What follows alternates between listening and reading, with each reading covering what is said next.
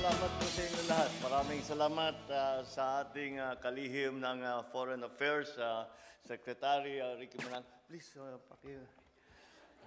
have a seat. Papakilala ko po ang iba sa mga kasama namin sa delegasyon na sumama sa akin dito ngayon sa Berlin. Dito po ang iba't ibang mga opisyal ng gobyerno at sila ay sinasama namin upang lahat ng mapag-usapan namin sa mga meeting, yun ang mga nabanggit nga ni Ambassador na mga negosyante, mga politiko ay may patuloy, simula lamang yan yung pagsalita. Kaya nandito po ang iba't ibang mga department secretaries, cabinet secretaries. Bago pa yung kasama ko pa, ang Speaker ng House of Representatives, Speaker Martin Romualdez. Binabago po natin ang sistema ng ekonomiya, binabago po natin ang sistema ng pagpatakbo ng pamahalaan. At para matupad yun ay ang nangyayari ay kailangan natin mga bagong batas. Kaya sinasama ko siya nang maunawaan niya na mabuti kung ano yung mga pangangailangan dito sa bagong ekonomiya na nagre-recover sa pandemya. Kaya siya ay lagi kong kasama pagka kami bumabiyahe.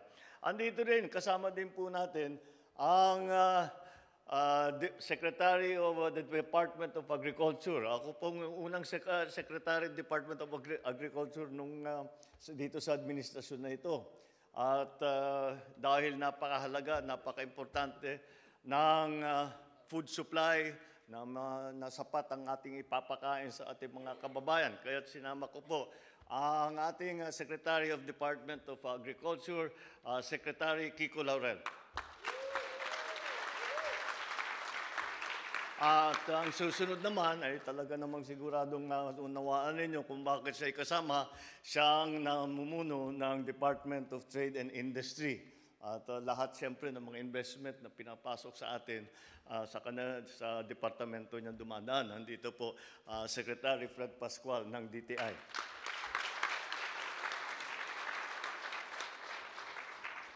Well, babatiin ko lang ang ating butihing ambassador. Meron lang ako isang konting comment. Paano tayo magse-selfie? Marami-rami ito. Mga 3 oras siguro itong selfie.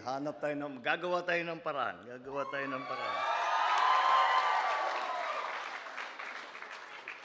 Ang galing naman sa Department of Migrant Workers. Ito po ang pinakabagong departamento sa pamahalaan ng Pilipinas.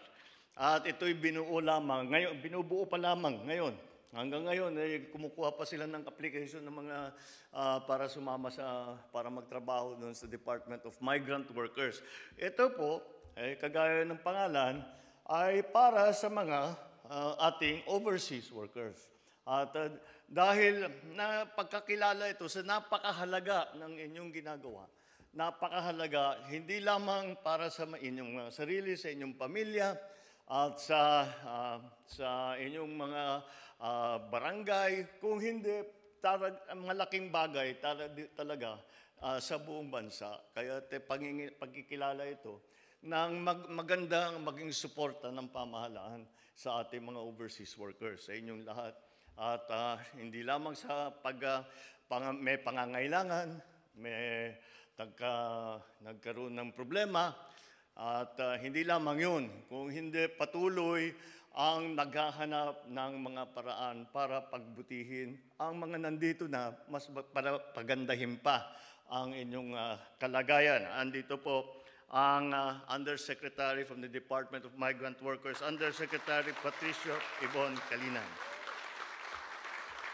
At as they say, I save the best for last. At ating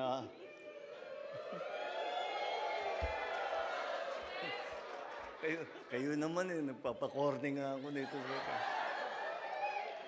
Binibisto niya naman ako . pumupuntos na ako eh. Nawawala yung points ko dahil sa inyo. Anyway, pakilala ko po sa inyo ang ating First Lady Lisa Araneta Marcos. Lahat ng ating mga kasamahan ko sa pamahalaan, my fellow workers in government, lahat ng mga distinguished guests, meron tayong dalawang governor dito. We have Governor Rodito Albano of Isabela. We have Governor Susan Yap of Tarlac.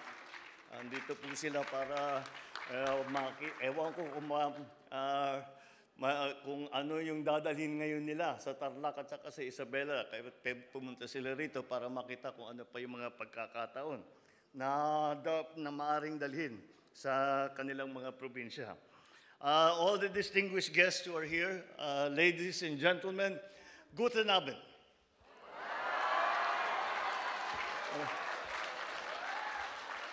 Hanggang dun lang, wala na ako.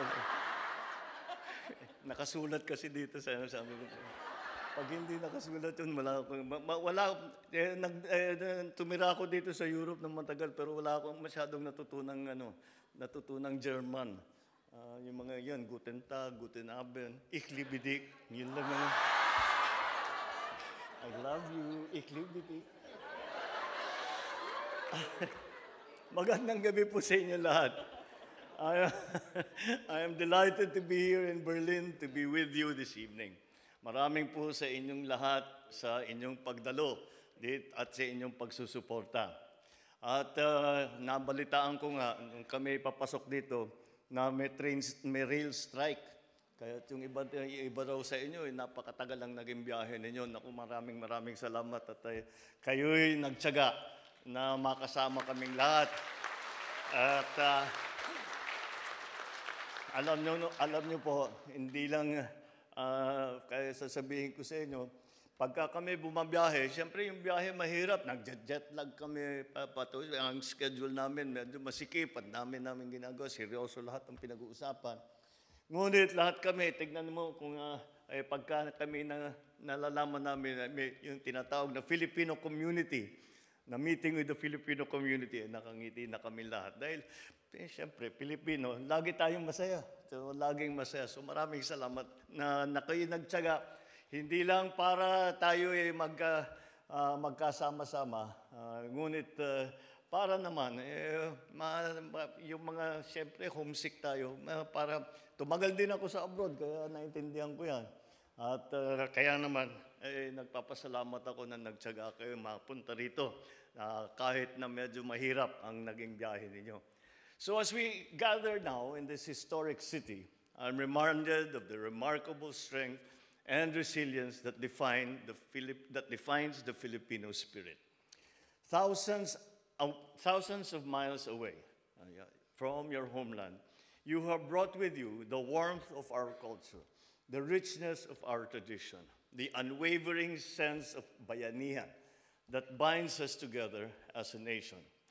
Nakakataba po ng puso na marinig ang mga kwento ng inyong pagsusumikap at pag-unlad, tagumpay at pag-asa dito sa Germany. Your achievements and the recognition that you have earned from our German friends are a testament to the excellence that defines the Filipino. Your contributions to the Philippine economy over the years will not be forgotten. Bagong bayani, we call you, and rightly so. In 2023, ang Bangko Sentral ay nakapag-report na ang remittance na pinadala ng mga Pinoy na galing sa abroad ay naabot natin ay record, unprecedented high. Napakataas po, hindi kayo, at umabot po ng $33.5 billion.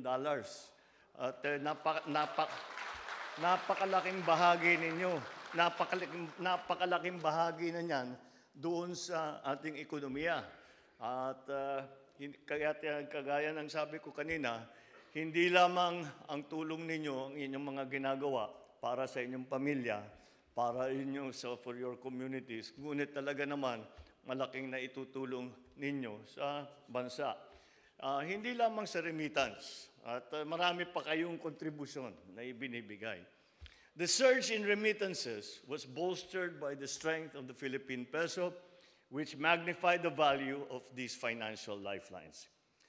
This administration will make sure that those contributions are matched by reforms and programs that each and every member of your family back home will benefit from. This year, our economy grew by 5.6%. Medyo mas maganda ang ating growth rate ng mga iba't ibang ekonomiya sa ating mga karatig bansa. This cabinet, my cabinet and I, will continue to work hard to preserve and to support the growth of our economy. It is my dream that every Filipino family will have enough food on their table. Each Filipino child will get a good education, will have opportunities to pursue his or her dreams. Each one of us must have a healthy and fulfilled life in communities that thrive on peace and progress. This is the Philippines that we all want to see in the future. Under the Bagong Pilipinas agenda, we will witness a transformational period of growth, progress, and reform. This government is committed to good governance, economic stability, inclusive development. Ito po ay para sa inyo. Isang bagong Pilipinas na puno ng kaunlaran at pagkakataon. Your contribution as overseas Filipinos extend far beyond remittances. You are envoys, para kayong mga ambassador lahat ng ating kultura. You exemplify the values of family, faith, honesty, hard work, compassion, and solidarity wherever you go. Your presence in host countries fosters, hindi lamang dito sa Germany, kundi lahat ng ating mga kababayang nagtatrabaho sa iba't ibang bansa. At their presence in the host countries fosters goodwill and understanding. It strengthens the bonds between our two nations. It enriches the global community. So no better place to promote our Filipino culture than here in Germany, a melting pot of various cultures from all over the world. Maalala natin, may koneksyon ang Germany sa Pilipinas because it is fitting to remember the legacy of our national hero, Dr. Jose Rizal, who spent a significant period of his life here in Germany. Rizal's stay in Germany not only broadened his own intellectual horizons, but also deepened his understanding of the world and its complexities. His time in this country is a reminder of the enduring bonds between Philippines and Germany. Like Rizal, I am told that students and scholars from the Philippines continue to come to Germany through the German Academic Exchange Program. These people-to-people exchanges strengthen the fabric of our bilateral relations and contribute to greater understanding between the people of this country and the over 35,000 people here, now living here in Germany. This marks the 70th anniversary of diplomatic relations between our two countries. It's a milestone that underscores the deepening ties and mutual respect between our peoples. But before I go on, hindi ko pong maaaring ipagpatuloy na idagdag ko po na mabanggit na ang inyong kontribusyon ay hindi lamang dahil sa remittance. Alam niyo po, matagal na biyahe po kami ng biyahe at sinasabi namin sa mga ating mga kaibigan sa iba't ibang bansa na mag-invest kayo. Doon pumunta kayo sa Pilipinas, maglagay kayo ng negosyo ron. Kung may negosyo man kayo, palakihin pa ninyo dahil marami kaming pinaplano. Ang lagi sagot sa amin, walang problema yan. Sabi niya, dahil ang pinakagusto namin na magtrabaho para sa amin ay ang mga Pilipino. Ang Pilipino ay mahusay, mas napakasipag. Ang biro nga sa ibang lugar, ang tawag na nga sa Pilipino, yung mga hari at reyna ng overtime. Dahil talagang kahit ba tapos na yung trabaho, sige pa rin. At ginagawa, tumutulong unang-una sa kapwa Pilipino. Pero kahit na sino, basta nangangailangan ng tulong, nasa ugali talaga ng Pinoy na tumulong, na napakabait. At sinasabi na mahal na namin ang Pilipinas. Mahal na namin ang Pilipinas dahil sa aming nakilalang mga Pilipino rito. At hindi lamang dahil mabait at masarap na kasama, dahil ang gagaling kumanta. May karaoke lahat sa bahay. At hindi lamang dahil masarap kasama, dahil talagang mahalaga bilang kaibigan. Pag nagkakaibigan ka ng Pilipino, ay sinasabi sa akin, basta't magkaroon ka ng kaibigan na Pilipino, siniswerte ka. Dahil hindi ka iiwanan ng Pinoy, tutulungan ka kahit na gaanong kahirap ang gagawin. Kaya't ginagawa ninyong madali ang trabaho namin sa pamahalaan. Nagiging madali ang trabaho namin. Dahil hindi na kami kailangan magpaliwanag na magsabi, dito sa Pilipinas, hindi, alam na namin yan. Oo yan, mahusay yan. Hindi may karanasan kami. Kaya bukod sa remittance na laging nababanggit na kontribusyon ng mga Pilipino sa Pilipinas, ay ang inyong pagpaganda ng reputasyon ng Pilipinas sa buong mundo. Ang inyong pagtining ng pangalan ng Pilipinas, lalong-lalo na nung pandemya. At nakita naman ng ating mga kaibigan na beyond ang inyong ginawa ay lampas doon sa hinihiling sa inyo. At nagsakripisyo lahat. Sumikat talaga tayo ng gusto dahil nakita doon lumabas talaga ang kabaitan, ang kahusayan, at ang magandang kultura ng ating bansa. Para doon, ako bilang isang Pinoy na naiwan sa Pilipinas, ay nagpapasalamat kami sa inyong lahat sa inyong ginagawa para sa ating bansa.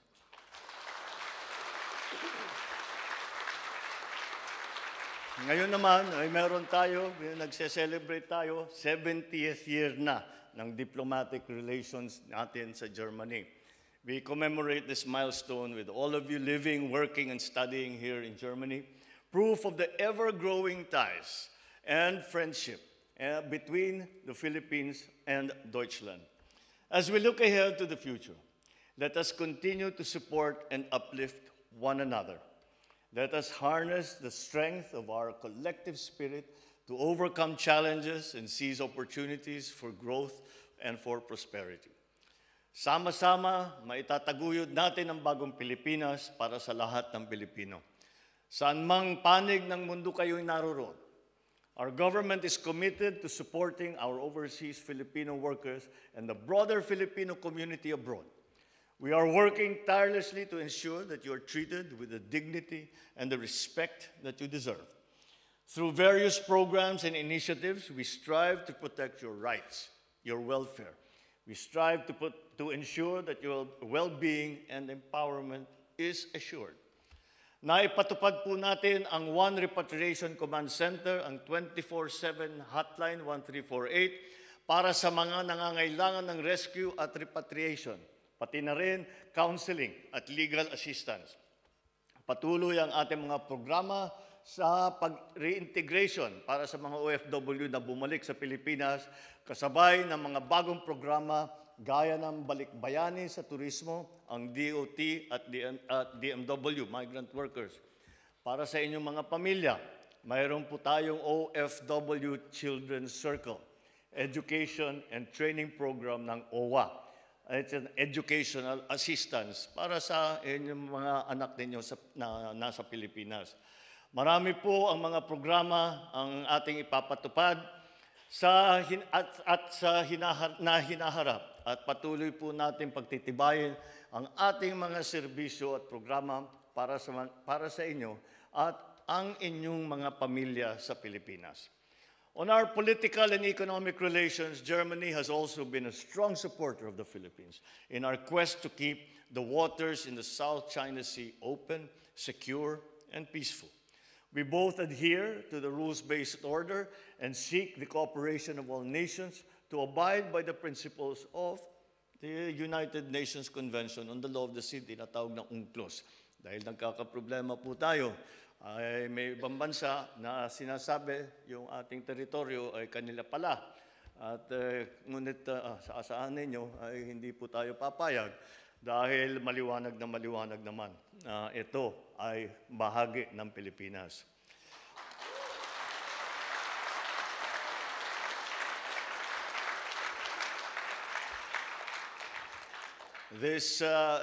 During lunchtime, I had the opportunity to convey my and the Filipinos' appreciation for the Germany's support to Chancellor Scholz in our meeting earlier today. Humarap din po ako sa mga negosyante rito sa Germany upang hikayatin sila na pumasok sa Pilipinas at tumulong sa ating ekonomiya at magbigay ng trabaho sa ating mga kababayan. Binago natin ang ating batas hinggil sa laki ng porsyento ng puhunan ng mga dayuhan at sa ilang industriya upang sila naman ay magkasabi na may pag-aari sila, ibig sabihin mag-i-invest talaga sila. Nagbibigay po tayo ng insentibo upang magtayo sila ng kanilang mga pabrika sa Pilipinas. Sabi ko nga, kung kulang na ang mga trabahador sa Germany, bakit hindi doon sa Pilipinas sila magtayo ng planta? Marami silang pagpipiliang magaling, masisipag, at mapagkatiwalang manggagawang Pilipino.